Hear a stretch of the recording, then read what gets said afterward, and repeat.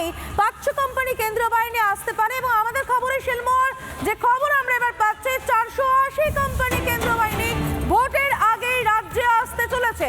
আরো একবার জানিয়ে রাখতে চাইবো, বাংলায় আসতে চলেছে 480 কোম্পানি কেন্দ্রীয় বাহিনী এবং এটা ভোটের আগেই, ভোট ঘোষণার আগেই বাংলায় ঢুকতে চলেছে বাহিনী। আপনাদেরকে জানিয়ে রাখতে চাইবো, ঠিক দুদিন আগে আমরাই বলেছিলাম প্রায় 500 কোম্পানি বাহিনী আসতে পারে, সম্ভাবনা রয়েছে ভোটের আগে। এবং আমাদের খবরে শিলমোহর 480 কোম্পানি কেন্দ্রীয় বাহিনী ভোটের আগেই আসতে চলেছে এ রাজ্যে। আরো একবার জানিয়ে রাখতে চাইবো, ভোট ঘোষণার আগেই বাংলায় ঢুকছে বাহিনী। বাংলা আসতে চলেছে 480 কোম্পানি বাহিনী। বাহিনীতে কারা থাকছে? থাকছে সিআরপিএফ, বিএসএফ, সিআইএসএফ, আইটিবিপি এবং এসএসবি। ভাগে ভাগে আসবে কোম্পানি। আমরা আমাদের প্রতিনিধির কাছ থেকে নিশ্চিতভাবেই জানবো যে ঠিক কোন ভাগে, কবে, কোথায় বাহিনী আনা হচ্ছে। তার আগে আরো একবার জানিয়ে রাখতে চাইবো, রিপাবলিক বাংলার খবরে শিলমোহর প্রায় 500 কোম্পানি আমরা বলেছিলাম, এখন নির্দিষ্ট করে বলছি আমরা 480 কোম্পানি বাহিনী আসতে চলেছে। সিইও দপ্তরের সামনে থেকে রয়েছেন আমাদের প্রতিনিধি সৈকত। চলে যাবো সরাসরি সৈকতের কাছে। সৈকত, আমাদের খবরে অর্থাৎ রিপাবলিক বাংলার খবরে শিলমোহর পড়লো, তোমার কাছে একটু জানতে চাইবো কবে, কখন, কিভাবে বাহিনী ঢুকছে বাংলায়?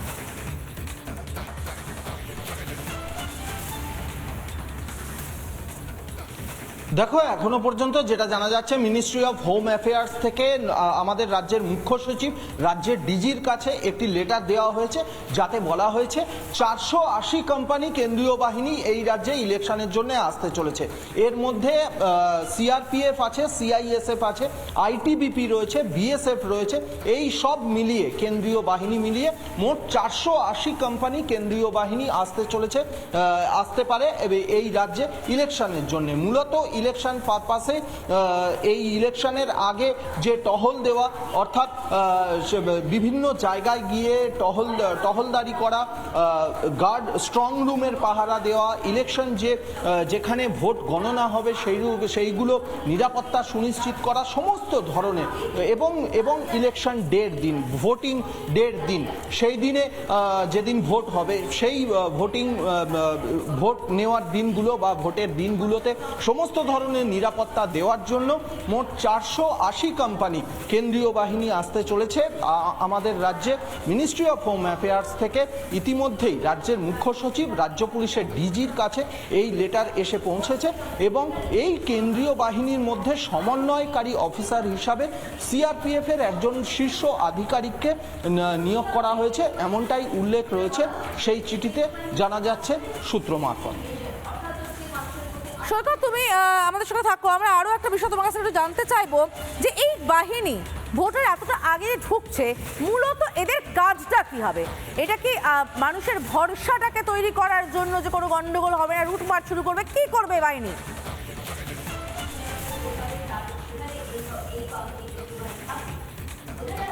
একদমই সূত্র মারফত যেটা জানা যাচ্ছে, যে লেটারটি দেওয়া হয়েছে central ministry of home affairs থেকে, সেখানে কিন্তু এদের কাজ হিসাবে একদম প্রথমেই উল্লেখ করা হয়েছে এরিয়া ডমিনেশন, অর্থাৎ রুট মার্চ করা, বিভিন্ন জায়গায় গিয়ে টহলদারি করা বা রুট মার্চ করা, যাতে সেই এলাকার ভোটারদের মধ্যে একটা আস্থা ফিরে আসে যে সেই ভোটাররা যেদিন ভোট দিতে যাবেন শান্তি ও নিরাপত্তার শান্তিপূর্ণভাবেই ভোটটা হবে এবং সেখানে এলাকার যে পিসফুল পরিস্থিতি বা শান্তিপূর্ণ অবস্থা সেটাকে সুনিশ্চিত করার জন্যই মূলত কেন্দ্রীয় বাহিনীকে দিয়ে এরিয়া ডমিনেশন করানো হয়।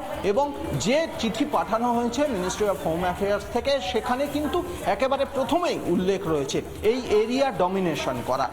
সেই জন্য এরিয়া ডমিনেশন ছাড়াও যেদিন ভোট হবে সেদিন ভোট কেন্দ্রগুলি এবং মূলত ভোট কেন্দ্রগুলির আশপাশে, বুথের আশপাশে এবং গোটা এলাকায় শান্তিপূর্ণ ব্যবস্থা যাতে মোতায়েন থাকে, অর্থাৎ শান্তি সুনিশ্চিত করা, যে স্ট্রং রুমগুলিতে ইভিএম থাকবে সেই স্ট্রং রুমগুলির সম্পূর্ণ নিরাপত্তা দেয়া, সেখানে যাতে কোনো রকম কোনো বাজে পরিস্থিতির সৃষ্টি না হয়, স্ট্রং রুমগুলির নিরাপত্তা সুনিশ্চিত করা, সব মিলিয়ে গোটা ভোটিং প্রসেস যাতে একেবারে শান্তিপূর্ণভাবে হয় সেই জন্যে এর পাশাপাশি ভোটারদের মধ্যে যাতে আস্থা ফিরে আসে, আস্থা বাড়ানোর জন্য যে তোমাকে সকল একটু রাজ্যে বিরত করব, তুমি আমাদের সঙ্গে থাকো। এই মুহূর্তে শিশির বাজোরিয়া রয়েছেন আমাদের সঙ্গে টেলিফোন লাইনে। শিশির বাবু, আমরা যা খবর পাচ্ছি সূত্র মারফত, মার্চের প্রথম সপ্তাহ, দ্বিতীয় সপ্তাহ 240 করে 480 কোম্পানি বাহিনী ঢুকে যাচ্ছে। আপনার মনে হয় যে এই যে নির্বাচন কমিশনের সামনে যে পরিস্থিতি আমরা লাগাতার দেখেছি, তৃণমূলের অসভ্যতার ছবিটা আমরা গতকালও দেখিয়েছি, বারবার কমিশনে বলেছে তারা নিরাপত্তার অভাব বোধ করছে, তার জন্যই এত কোম্পানি কেন্দ্রীয় বাহিনী ঢোকানো হচ্ছে? আমি আপনার এই যে আমি বলবো, আপনি যে সুখবর দিচ্ছেন সবাইকে, এটা সুখবর। কেন্দ্র বাহিনী যদি আগে আসে, ইলেকশন কমিশন যদি পাঠিয়ে দেয়, আমরা সবাই, শুধু বিজেপি বলে না, পশ্চিমবঙ্গ প্রত্যেক মানুষ স্বাগত জানাবে। কেন এখানে এখন আর সরকার চলছে না, এইটা হচ্ছে তৃণমূল সরকার। পরিষ্কার আপনাদেরই চ্যানেলে বসে একজন বিএলও সরকারি কর্মচারী বলছে, আপনি আমার কার্ড দেখুন, আমি কোন দল করছি দেখবেন না। মানে ও তো স্বীকার করে ফেলেছে এটা তৃণমূলের লোক। আর যেসব কারচুপি করেছে এটা তো ও একজন স্বীকার করেছে। আমাদের কাছে অনেক অনেক উদাহরণ আছে যেখানে বিএলওরা যারা ফর্ম 7 ফাইল করেছে তাদের নাম, ফোন নম্বর পাস করে দিয়েছে। লোকেদের কাছে এখন হুমকি পাঠানো হচ্ছে, তুমি আমার বিরুদ্ধে ফর্ম 7 ফাইল করেছো। এটা মানে এখন আমাদের রাজ্যে সরকার নেই, একটা পার্টি চালাচ্ছে রাজ্য। এখন যদি কেন্দ্র বাহিনী আগে থেকে আসে, পশ্চিমবঙ্গ স্বাগত জানাবে। বেশ, অনেক ধন্যবাদ আপনাকে শিশিরবাবু। আমরা কথা বলছিলাম বিজেপি নেতা শিশির বাজোরিয়ার সঙ্গে, এবং শিশির বাজোরিয়া বলছেন যে তারা খুশি। আমি ঠিক একই প্রশ্ন নিয়ে একটু সৈকতের কাছে যাব। সৈকত, তুমি দেখেছো, আমি দেখেছি, এবং কমিশনের অফিসের সামনে বিএলও সেজে যে বিক্ষোভের ছবিটা আমরা গতকালও দেখেছি, বারবার কমিশন নিরাপত্তার অভাব বোধ করেছে। সে কারণেই কি ভোটের দিনক্ষণ ঘোষণা হওয়ার আগেই বাহিনীর সিদ্ধান্তটা হয়ে গেল নিরাপত্তা নিশ্চিত করতে?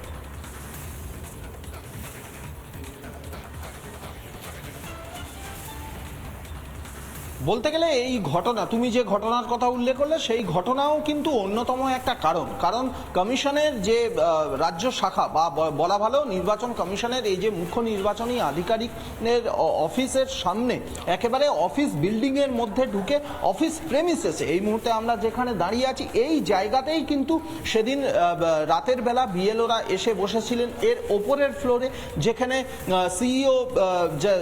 সিইও রুম রয়েছে, সেখানেও তারা অবস্থান করেছিলেন, ধর্নায় ছিলেন, ধর্না দিয়েছিলেন তারা।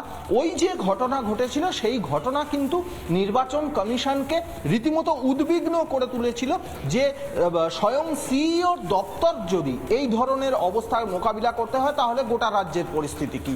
রাজ্যের মুখ্য নির্বাচনী আধিকারিক, যার নেতৃত্বে বলতে গেলে এই রাজ্যে বিধানসভা ইলেকশনটা সম্পন্ন হবে, সেই মুখ্য নির্বাচনী আধিকারিকের অফিস, তার যে বসার জায়গা, বসার যে রুম। একটু তোমাকে বিরত করব। আমাদের সঙ্গে এই মুহূর্তে রয়েছেন বিজেপি যুব মোর্চার রাজ্য সভাপতি ইন্দ্রনীল খাঁ। ইন্দ্রনীল বাবু, যে প্রশ্নটা আমি এর আগেবারে আমার প্রতিনিধিকেও করছিলাম, শিশির বাবু ছিলেন তাকেও করছিলাম, আপনাদের মনে হয় যে এই যে কেন্দ্রীয় বাহিনী ভোটের দিনক্ষণ ঘোষণা হওয়ার আগেই, এতটা আগেই রাজ্যে চলে আসছে, কোথাও গিয়ে বিএলও সেজে যে বিক্ষোভের ছবি আমরা দেখেছি সেটাই ত্বরান্বিত করলো কেন্দ্রীয় বাহিনীর আশা, মানুষের বরং উপকার হবে এবার?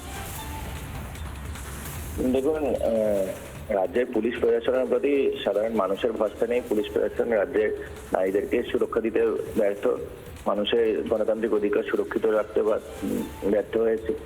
কিন্তু একটা প্রশ্ন আছে, কেন্দ্রীয় বাহিনী তো এর আগে অনেকবারই প্রয়োজন হয়েছে। যখনই হরগোবিন্দ দাস বা চন্দন দাসের ওপর আক্রমণ হয়েছিল তখন যদি পুলিশ প্রশাসন কাজ করতো তাহলে আজকে কেন্দ্রীয় বাহিনী প্রয়োজন হতো না, তখন পরে দিতে হয়েছিল সম্মানীয় কোর্টের অর্ডারে। কিন্তু এখন প্রশ্ন এটাই যে কেন্দ্রীয় বাহিনীতে ইলেকশন কমিশন চেয়ে পাঠিয়ে দিচ্ছে, কিন্তু রাজ্যের পুলিশ প্রশাসন, রাজ্য সরকার, তৃণমূল কংগ্রেস, তারা এই কেন্দ্রীয় বাহিনীকে কি বসিয়ে রাখবে, না কেন্দ্রীয় বাহিনীকে ল অ্যান্ড অর্ডার অর্থাৎ আইন শৃঙ্খলা সুরক্ষিত রাখার জন্য, পশ্চিমবঙ্গের নাগরিকদের নিরাপত্তা দেওয়ার জন্য তাদেরকে সদ্ব্যবহার করবে? প্রশ্নটা এখানেই, কারণ রাজ্য সরকারের সদিচ্ছা যেখানে নেই।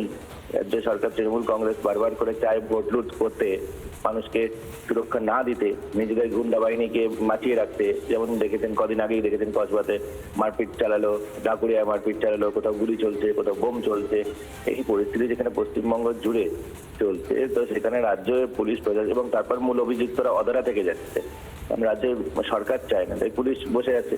এবার রাজ্য সরকার যদি না চায়, তারা এই কেন্দ্রীয় বাহিনীকে সঠিকভাবে ডিপ্লয় যদি না করে, তাহলে সাধারণ মানুষের কাছে কিন্তু সেটা আমাদের কাছে একটা বিশাল বিষয় রয়েছে। ধন্যবাদ আমাদের সঙ্গে কথা বলার জন্য। অর্থাৎ ইন্দ্রনীল খাঁয়ের আর একটা আশঙ্কার জায়গাও রয়েছে। তিনি বলছেন কেন্দ্রীয় বাহিনী তো আসছে মানুষের জন্য, কমিশনের নিরাপত্তার জন্য, কিন্তু সত্যি সত্যি রাজ্য পুলিশ যদি এই কেন্দ্রীয় বাহিনীকে বিপদে চালিত করে বা সঠিকভাবে কেন্দ্রীয় বাহিনী ডিপ্লয় না করা হয়, তাহলে কি মানুষের উপকারে আসবে? আমার নজর থাকবে কেন্দ্রীয় বাহিনীর থেকে কোন কোন জায়গায় দেওয়া হয় সেই দিকে। নানা ধরনের কন্টেন্ট দেখার জন্য লাইক করুন, শেয়ার করুন আমাদের ফেসবুক পেজ, সাবস্ক্রাইব করুন আমাদের ইউটিউব চ্যানেল। পাশাপাশি অন্যান্য ব্রেকিং নিউজের জন্য অবশ্যই চোখ রাখুন রিপাবলিক বাংলায়।